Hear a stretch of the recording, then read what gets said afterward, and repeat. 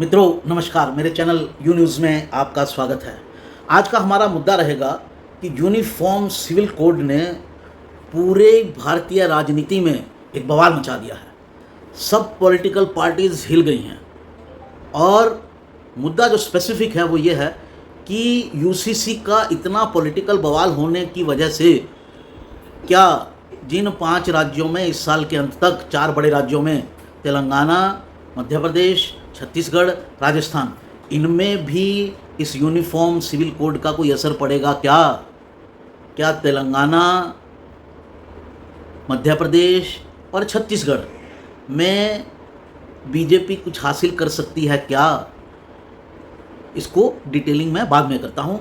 आगे बढ़ने से पहले एक निवेदन ये है कि मेरे चैनल को सब्सक्राइब कीजिए, नोटिफिकेशन की बेल दबाइए, इस वीडियो को लाइक कीजिए और वीडियो को शेयर कीजिए और इस वीडियो को अंत तक देखिए, क्योंकि पूरी चीज़ का निचोड़ जो है वो मैं आपको अंत में बताऊंगा। साथियों, एक सब्सक्रिप्शन आपसे मांगते हैं, प्लीज़ दे दिया कीजिए। व्यूज़ तो आप देते हैं, सब्सक्रिप्शन नहीं देते हैं, वो भी दे दीजिए, क्योंकि सब्सक्रिप्शन से ही धीरे धीरे हम लोग आगे बढ़ेंगे और आपका ये चैनल जो है वो आप तक तुरंत पहुंचेगा जब भी मैं कोई वीडियो डालूंगा। तो साथियों शुरू करते हैं। तो साथियों पहले तो बता दें कि प्राइम मिनिस्टर ने जब से यूसीसी का नाम लिया है तो पूरे देश में बवाल मच गया है। एक एक करके छूते हैं। बीजेपी की तो सोची समझी रणनीति है, उसकी तो चर्चा की ज़रूरत ही नहीं है। बवाल कहाँ मचा है कि 3 पार्टियां, लगभग 4 पार्टियां जो अपोजिशन में हैं, उन्होंने इस मुद्दे पर अपने रुख में बदलाव कर लिया। कैसे? शुरू करते हैं। जैसे ही यूसीसी का मामला आया, केजरीवाल ने कहा कि हम प्रिंसिपली इसको सपोर्ट करते हैं, बाकी ड्राफ्ट देखेंगे। ठीक है साहब, तो रुख में बदलाव हो गया।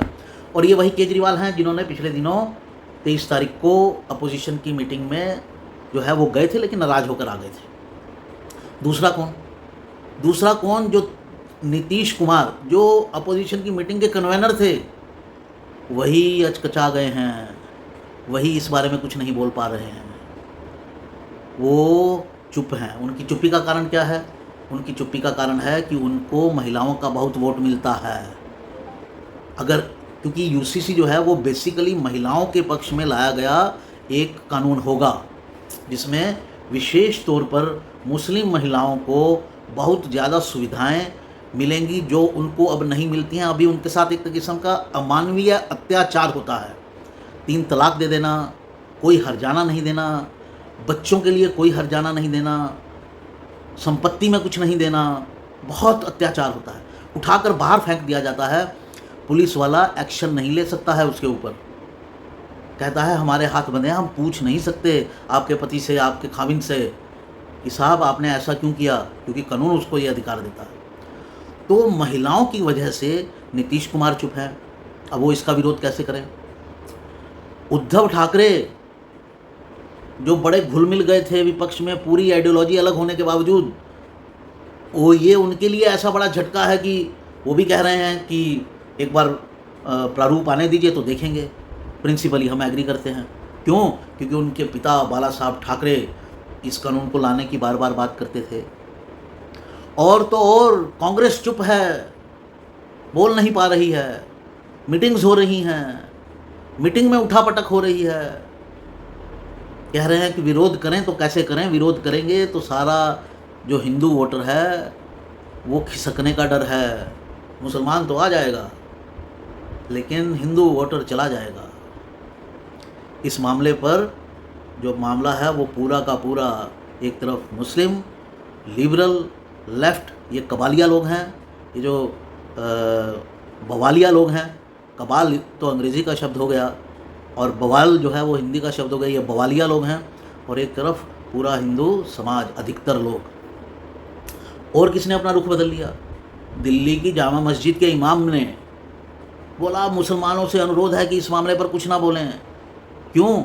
उसको पता है कि जितना बोलेंगे उतना पोलराइजेशन होगा, और जितना पोलराइजेशन होगा उतना बीजेपी को लाभ होगा। इसका चुनावी समीकरण तो सीधा सीधा यही है। तो साथियों पूरा बवाल मच गया है।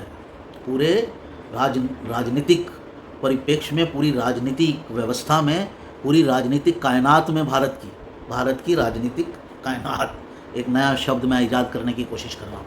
कायनात एक उर्दू का शब्द है, इसे कहते हैं पूरा ब्रह्मांड।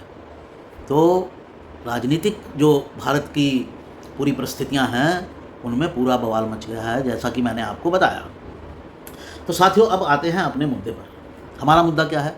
हमारा मुद्दा है कि जिन 4 बड़े राज्यों में इस साल के अंत तक चुनाव होने हैं, जिसको राहुल गांधी कह रहे थे चारों में हराएंगे, क्या वहाँ परिस्थितियाँ बदल जाएंगी यूसीसी की वजह से, यूनिफॉर्म सिविल कोड की वजह से? जैसा बवाल मचा है साथियों, अगर देखिए तेलंगाना के अंदर अभी कांग्रेस के पास कितनी सीटें हैं? 3 सीटें हैं शायद, हाँ 3 सीटें हैं, और बीजेपी के पास 2 सीटें हैं। बीजेपी वहाँ एकदम से सत्ता में नहीं आ सकती, क्योंकि वहाँ बीआरएस का काफ़ी जोर अभी भी है, और ये बहुत बीआरएस के जो अध्यक्ष हैं केसीआर, उनके लिए एक क्रेडिट है कि वो लगातार चुनाव जीत रहे हैं और तीसरी बार भी चुनाव जीतेंगे, ऐसा दिख रहा है।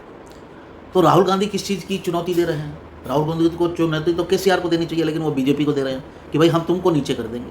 अरे भाई, बीजेपी तो पहले ही नीचे थी। लेकिन बीजेपी क्या दूसरे नंबर पर आ सकती है? मेन अपोजिशन पार्टी बन सकती है, और एक बार बीजेपी मेन अपोजिशन पार्टी बन गई, फिर वो गति पकड़ लेगी आगे की। तो एक नया राज्य हो जाएगा दक्षिण भारत में, जहाँ बीजेपी को फुटहोल्ड मिल जाएगा कर्नाटक के बाद। तो क्या बीजेपी वहाँ इस बिल के सहारे दूसरे नंबर पर आ सकती है, मेन अपोजिशन बन सकती है? पहला सवाल ये। वहाँ बीजेपी के लिए ठीक ठाक गुडविल है, बीजेपी के जो पार्टी रैलीज होती हैं या जो होती है उसमें अच्छी खासी भीड़ आती है, तो ऐसा नहीं है कि जीरो की स्थिति है। तो क्या बीजेपी 2 नंबर की पार्टी बन पाएगी और कांग्रेस को पीछे धकेल देगी?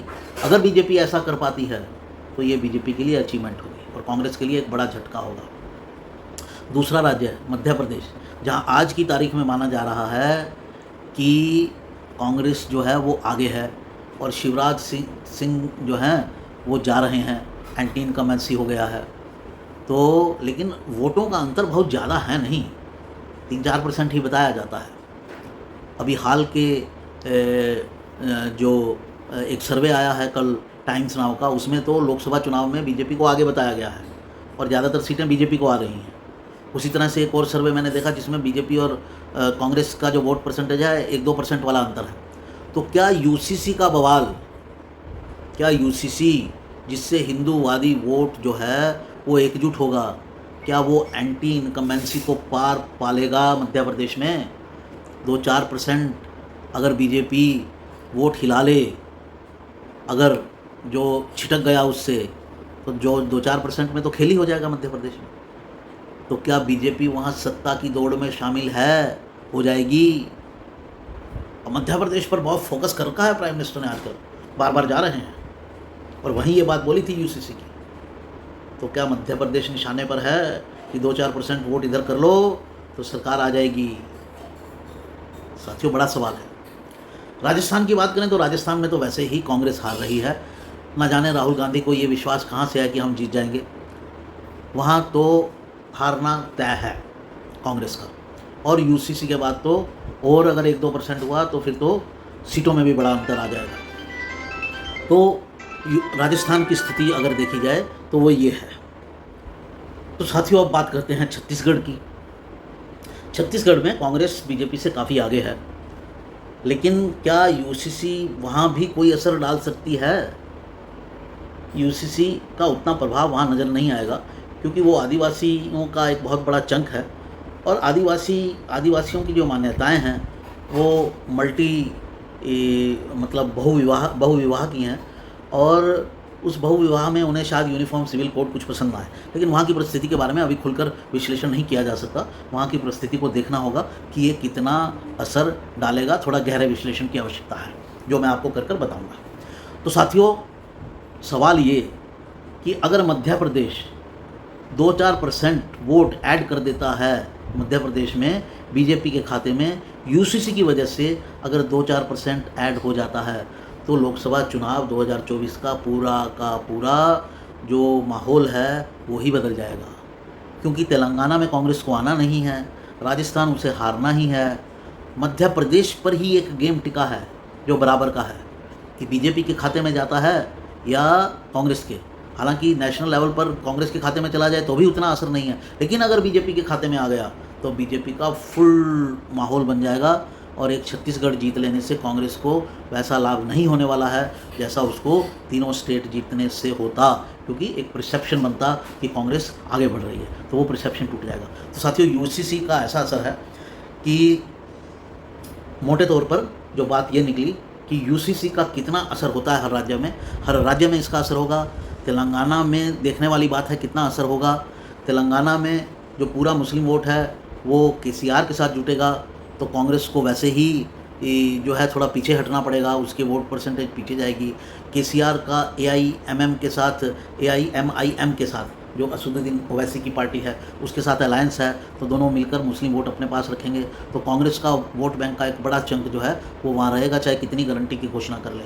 तो वहाँ मुख्य लड़ाई ये है, सत्ता तो केसीआर को मिलनी है, मुख्य लड़ाई होगी बीजेपी और कांग्रेस में इस बात को लेकर कि अपोजिशन में कौन रहता है। और अगर कांग्रेस तीसरे नंबर पर चली जाती है तो ये कांग्रेस के लिए बहुत बड़ा झटका होगा।